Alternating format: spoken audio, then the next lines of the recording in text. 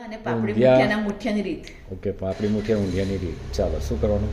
એના ઘઉંનો ઇન્ગ્રેડિયન્ટ્સ કકરો લોટ અને અને ચણા લોટ. એક વાડકી ઘઉંનો કકરો લોટ હોય તો અડધી વાડકી ચણા લોટ લેવાનો. ઓકે, મીઠું, મરચું, હળદર, લીલા વાટેલા મરચાં, મેથીની ભાજી, આખા ધાણા અને મોણ માટે તેલ.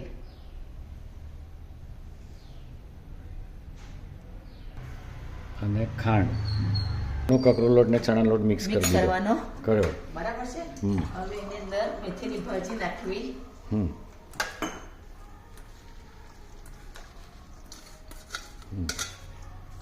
મેથીની ભાજી પછી મીઠું, હમ હળદર, હમ લાલ મરચું, હમ ખાંડ હમ 2 ચમચી ને 1.5 ચમચી, 1.5 ચમચી આખા ધાણા આખા દાણા કેટલા નાખવાના? આશરે ક્રશ કરીને હાથથી ક્રશ કરવાનો. હાથથી ક્રશ કરવાના. ઓકે, કેટલા નાખવાના? આશરે થોડાક જ. થોડાક જ. લીલા મરચાં, લીલા મરચાંનું પેસ્ટ એટલે પેસ્ટ વાટેલા લીલા મરચાં. વાટે આપણે તે હમણાં મેં વાટેલા પેલા લીલા એમાં મરચાં શેમાં વાટવાના? મિક્સરમાં ખબર હોય મિક્સરમાં. મિક્સરમાં વાટવાના. થોડું તેલનું મોણ લેવાનું, થોડુંક જ.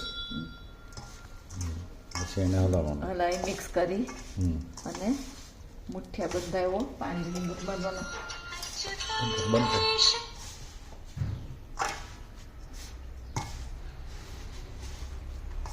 તેલ મૂકી દેવાનું. શું કરવાનું? બાજુમાં તાવડીમાં તેલ તાવડીમાં મૂકી તેલ દેવાનું. મૂકવાનું. ઓકે,